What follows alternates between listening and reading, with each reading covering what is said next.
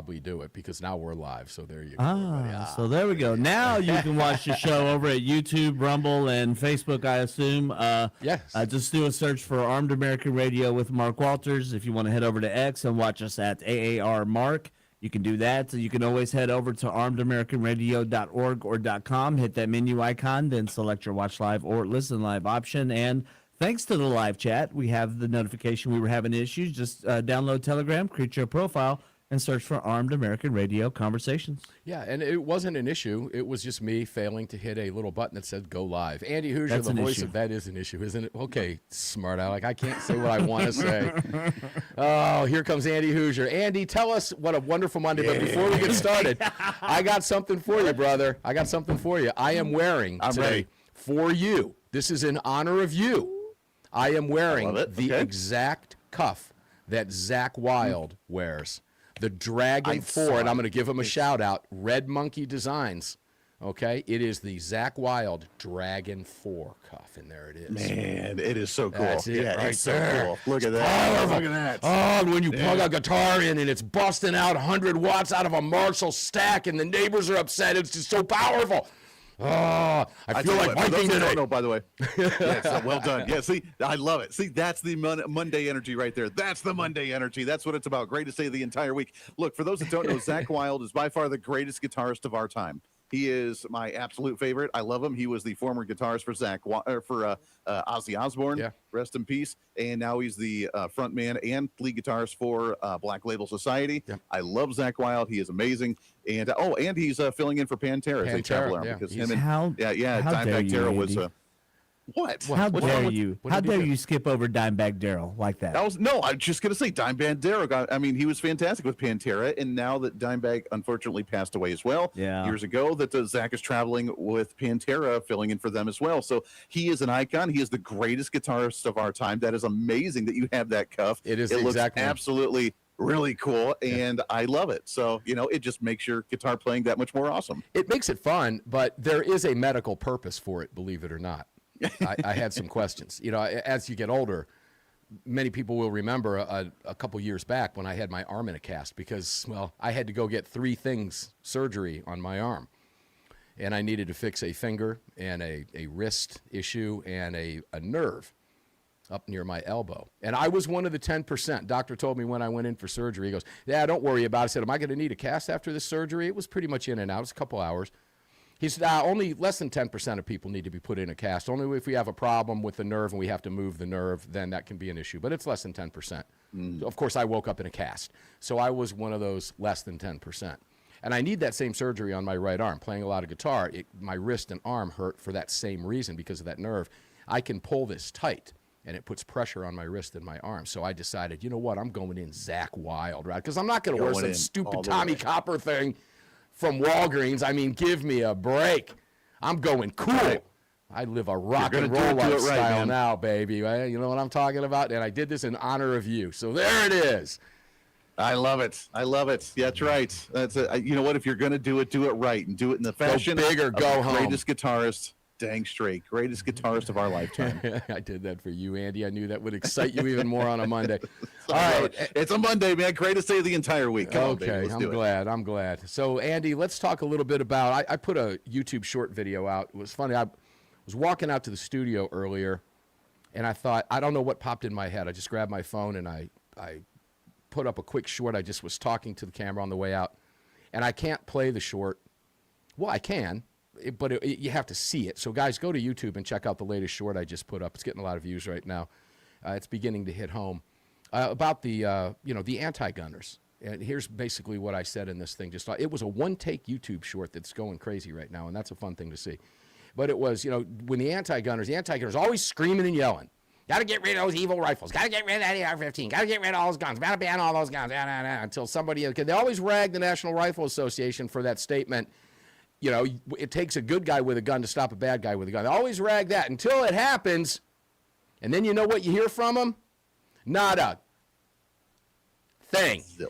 So you got to go watch the video because I put an explosion in to fill in the bad words, and it's an awful lot of fun. So let's talk a little bit about that today, Andy, because the silence is deafening again every time a decent, good law-abiding American saves countless lives, they are silent because to them, it's all about the gun. Well, it is. It's about the gun the man carried that returned fire on the shooter, taking him away from his mission and forcing him to put a round through his own head far sooner than he wanted to. That, in my estimation, is a victory, Andy Hooser. Tell me I'm wrong. No, that's a big victory. Look, I mean, good guy with gun stops bad guy with gun. That should be the headline across the board. We're not seeing that. All we see right now, and I actually brought it up before we came on here because I figured this is where we were going. I still don't see a motive, and that's where the media right now is all focused. Do something, because that's going to lead to more legislation. So, of course, they're going to change the narrative, and now it's all focused on what's the motive, which I want to know the motive as well. I don't get that, why he would do it, but shouldn't we at least mention the fact that, hey, thank you, great hero of the community, because you had a firearm stopping a bad guy. Thank you for what you did. Let's encourage that type of behavior from more individuals so that way less people actually die. What a wild concept. The media is not going to go there. Do we have to know a motive? Let's go down that road. I know we're going to be told we're going to take a break here, but I want to go down that road. As I'm listening to you, great points. But I want to ask you about the motive. Do we really need to know a motive? Think about that as we go to the break. Not just you, Andy, but you, listener, as well.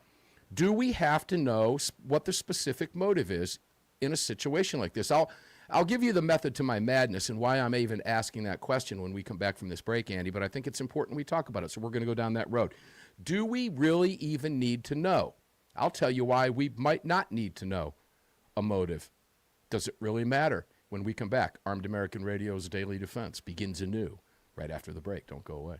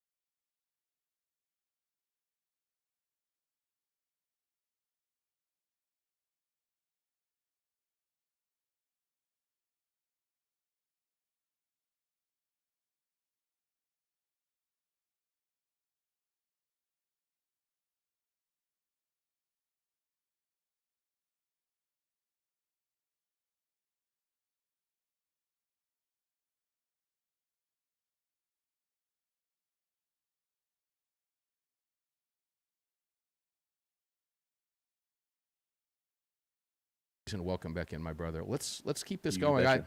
You brought something up. You talked about the motive, and the media is talking a lot about the motive. I do want to say this about the not just about the motive, but about the media. Their hands were forced because this was all caught on camera. We have very clear footage of a law-abiding citizen. I've not seen footage of the police officer who got into the fray as well, the off-duty cop who worked in conjunction with the law-abiding citizen, who I'm going to work to get on the program, by the way, ladies and gentlemen, as well. He's been very vocal and very public about it. He's got a Facebook page, so we're working on that. I'd love to get him on the show. But their hands were forced. I would venture to say that they would not have covered that aspect of the story were it not caught on camera and so glaringly evident. And this is the actual good part of social media. Because of social media, it was out there. The whole world saw it immediately that it was a good guy returning fire, and they had no choice but to cover it. So first question, do you agree that they likely wouldn't have covered it if it were not for that? The good guy with the gun aspect of it? 100%. Yeah, I mean, 100%. Look, they might have done it as like a very tail end of the story to be like, oh, by the way, this is how we got stopped. But yeah, it would not have been mentioned at all, or very little if possible, if they didn't have the actual evidence to where, people are curious, gee, how did the thing end? Yeah, it would be buried way down in the story. There's no question about it. Fox would have covered it, but that doesn't matter. The other media don't take them serious either. So they wouldn't have covered it that way. But because of social media and the fact that it was out there before just about anything else, they had no choice. So at least hats off to them. I was mentioning last night on the show that maybe something like this changes the mind of a reporter who is very well aware of the fact that there are stories of law-abiding citizens, even though them or their networks don't cover it. Maybe some minds are changed here, and we might start to get some different type of coverage. I'm not going to hold my breath, but it is wishful, optimistic thinking on my part. The rest of free America does understand that. Now, let's go to motive, because that's the other focus on mainstream press. Do we really need to know the motive? Because I can tell you what the motive is right now. I want to be famous and kill as many people as I can because I'm sick and twisted, just like the rest of them. And that's pretty much all we need to know. Do we need to know anything else? Because we can't stop these people, Andy. It's background checks. None of that is going to stop this. There's always the after. Ooh, I knew that guy was crazy. Yeah, okay. We all know crazy people. We don't think they're going to go shoot up a school or shoot up an In-N-Out or try to kill as many of their neighbors or friends or family or coworkers as they can until after the fact they go, oh, I knew that guy was nuts. Everything is, you look back in hindsight, it's clear high definition 4K vision in that rear view mirror, Andy. But we don't have the ability yet to see forward, and we never will, as far as I can tell, at least at this point in our evolution. So does it really matter? All we need to know is that they're out there, and we need to be prepared for it every single day, because it can happen again, and it will happen again, sadly. We will be talking about this at some point down the road. You catch where I'm going with this? Let's get your thoughts on that. Yeah, I do. I do. And I agree and I disagree. Look, at the end of the day, you're right. There's always going to be bad guys. There will always be people doing horrible things, and we always need to be prepared for that. That's a given. That's all we need to need to focus on at the end of the day. When we boil it down to the bare minimum, you're exactly right that there will always be people. It reminds me of the quote from the Dark Knight movie that some people just want to watch the world burn. There's no logic in what they do. Mm-hmm. They want to do something horrible in society, and we have to be prepared for that. They will never go away. That will never be rid of in society. That being said, I do think that motive is important to a degree. Number one, because we're a curious being. We want to understand the motive and the logic on the thought process or lack thereof when people make crazy decisions. But if we have the mental health crises that we do in society, that you mentioned about being able to see in the future, the only way we can see in the future is by studying the past. And by studying the past, we have to understand a lot of the motive. If there is a similar trend onto why people are wanting to be famous or wanting to think this is the way to get famous in order to address it in the future. The trans issue, the lack of chemicals in the brain, the mental health problem, the depression, the anxiety, the big pharma pills that we take every day, leading people to go crazy. Whatever it is, we need to find a common denominator to minimize some of these things from happening. Will it ever go away? No. Can we try to mitigate the damage? Yeah. We used to have, and you talk about it all the time, back in the 40s, 50s, 60s, high schoolers could carry firearms in their truck after hunting and going to school. Now, we can't do that. There's crazy people out there. Why? What changed, and what can we do to get back to that by mitigating that damage, by understanding the motive behind why some of these people do these things? Yeah, well, liberalism changed a lot. And by the way, Greg, can you jump in here with me real quick? All right. If you ever hear Andy say he disagrees with me ever again, cut his mic, please. Okay. We'll do. Would you do that? Would you? We got Yeah, you. I just look. I think that there's a psychological aspect that we need to look at here. I'm funning with you here. Obviously, that's true. We do want to try to get to the. But here's what doesn't happen when this unfolds. I wonder why he's doing this. Is he having problems? Maybe I shouldn't shoot back. That's not ever going to happen. And if you look at the statements that this guy made, the statements that the armed citizen made were very telling. He said, "This is a situation. I'm here. I have to deal with this." I'm paraphrasing, but that's what he said. I am here. I have to deal with this, because he was in that situation. He had no choice but to deal with it. He did have a choice. Exactly. And in that, you're right. In that moment, you're right. Nothing else matters. Nothing else matters. Nothing else matters in that moment. And as far as culturally, it's also not really hard to pick that apart either. When you look at what's happened in this society, it truly goes right back to a culture problem. It is a culture problem. And again, I'm not laying blame on the device itself. It's what these phones, it's the medium that these phones bring.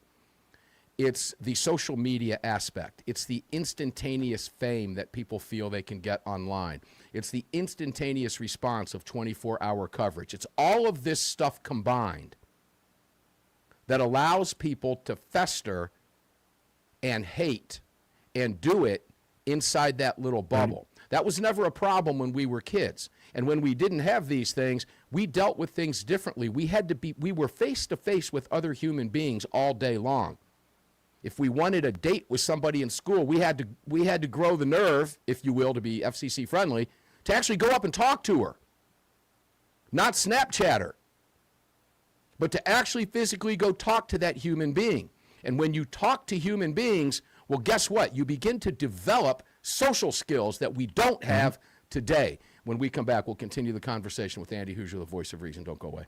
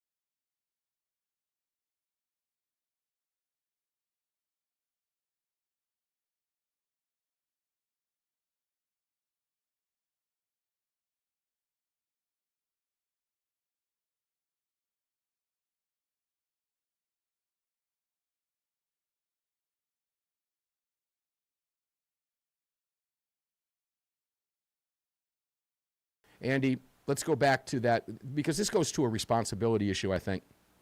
When you combine a more open society, and the reason that's occurred is because of this technology. That's why this happened. I was pointing to the fact when I was a kid, you actually had to talk to people. We went out and played with our friends. We didn't have a phone. Our parents couldn't find us. They didn't have a 360 app. We were trusted to come home on time. And if we didn't, Mom made a few phone calls, found out where we were at, and they sent us home. Or the other parents sent us home because they knew we were going to get in trouble.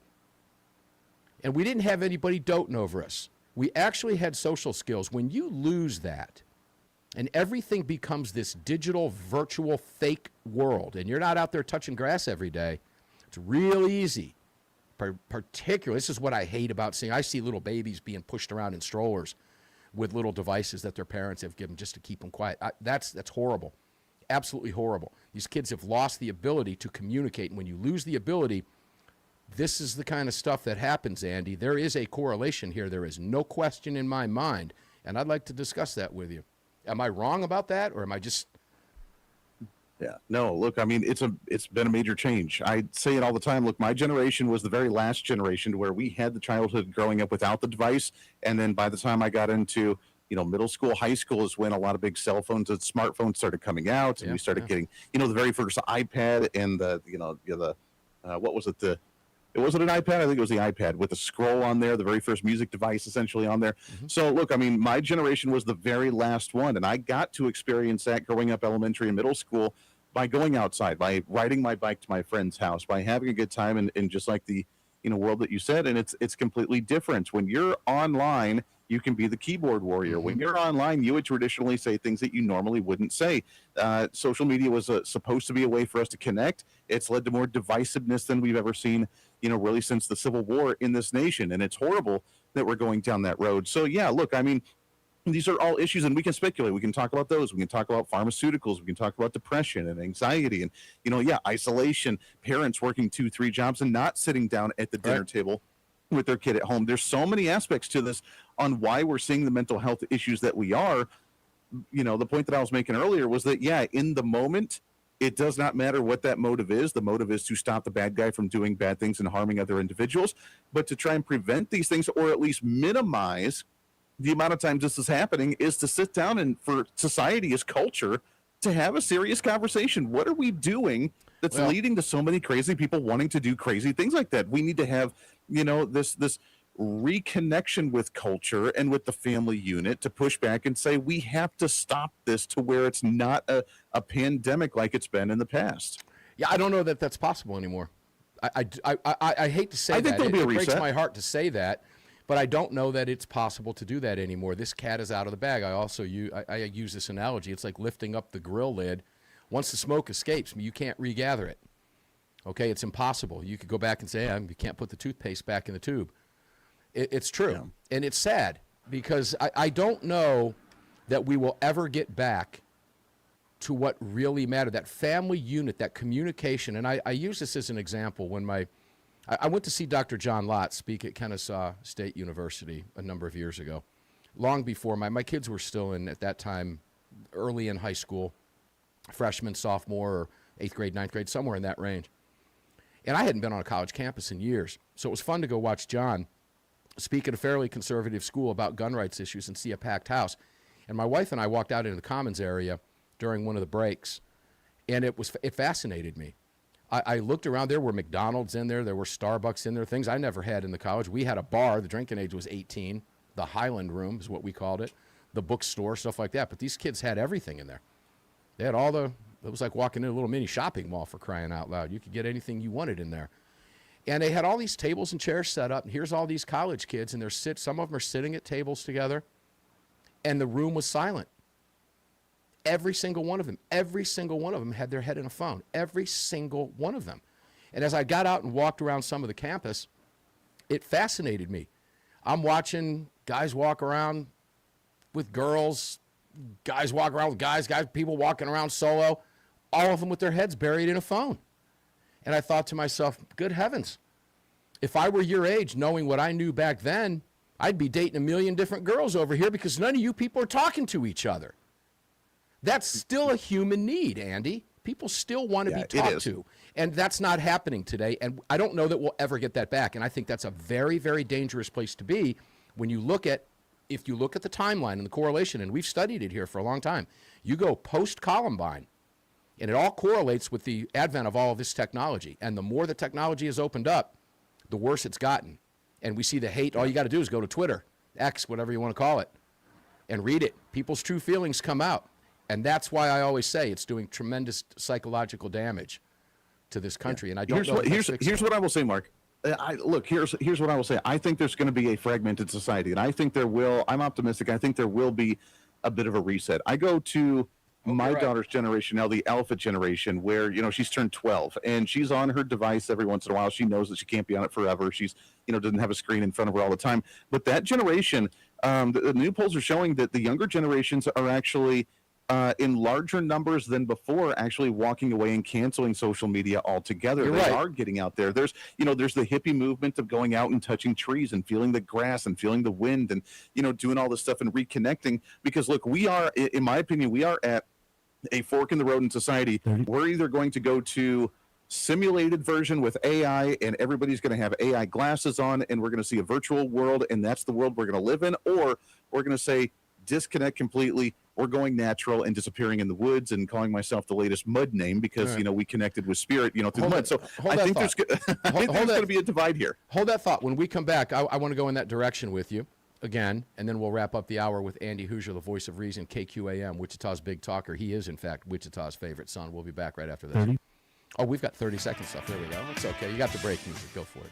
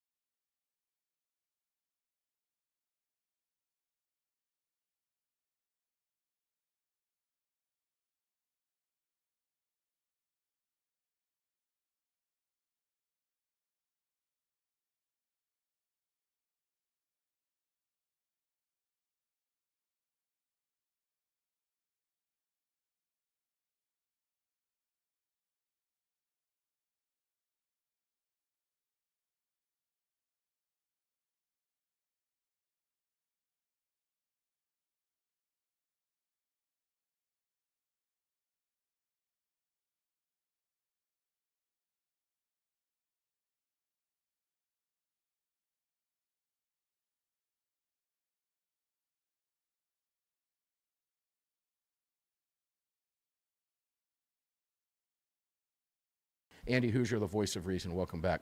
All right, I gotta keep going on this for a little bit.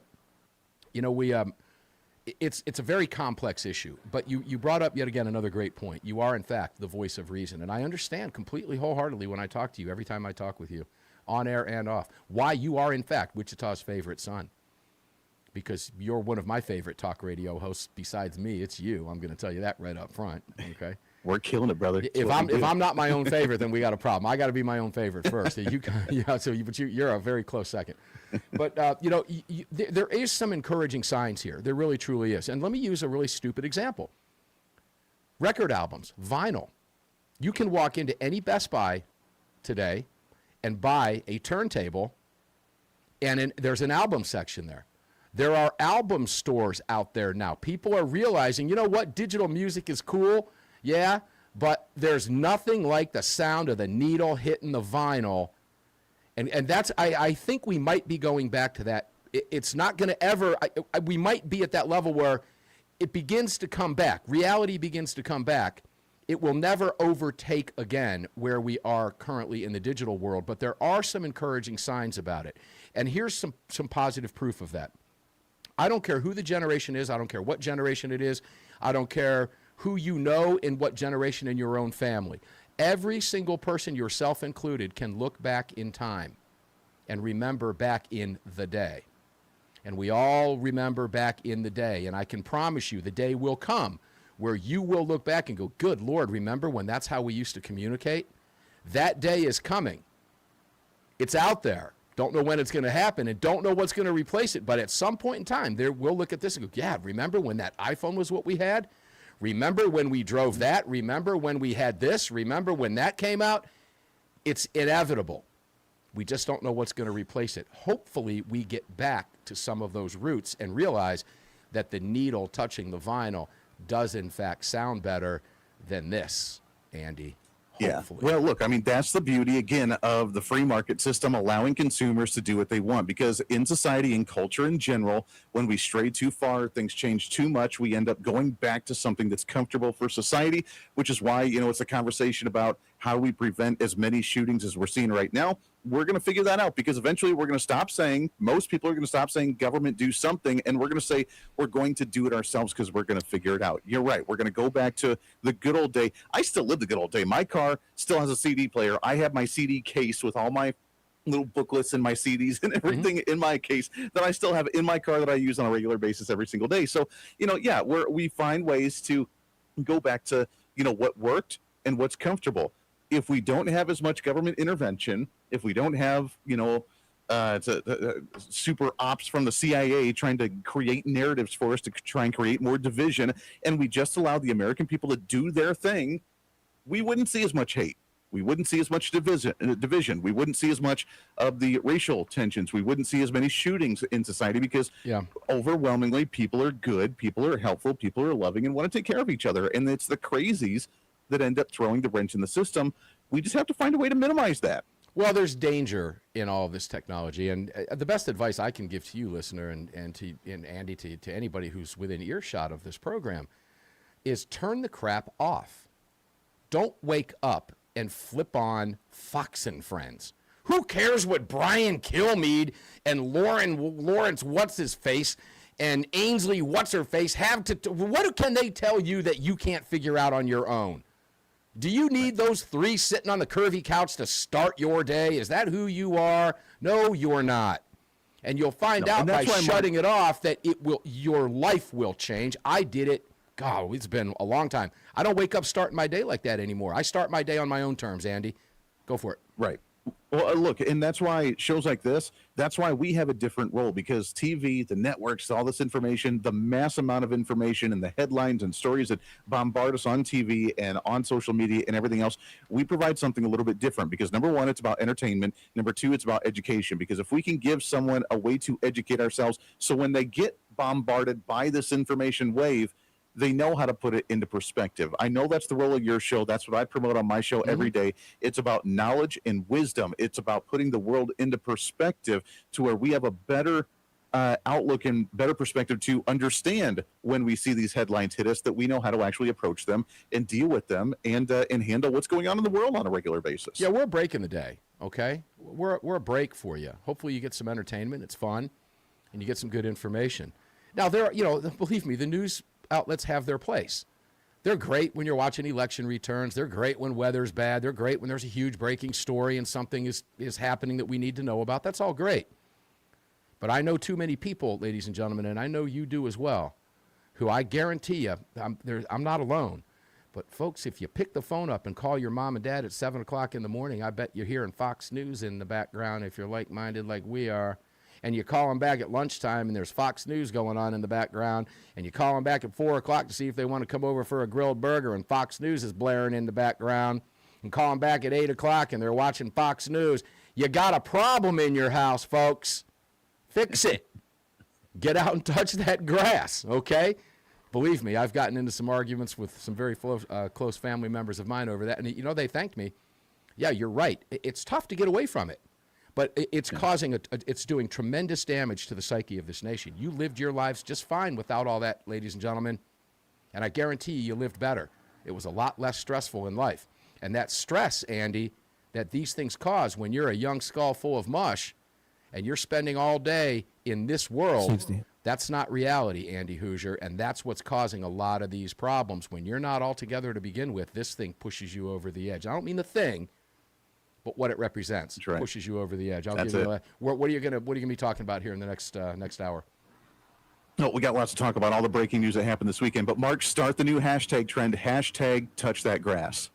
Hashtag touch that grass. Okay, see, now we have to use social media hashtags. To reach that next generation. That's right. It's to reach the next generation. All right, Andy Hooser, the voice of reason. We love you.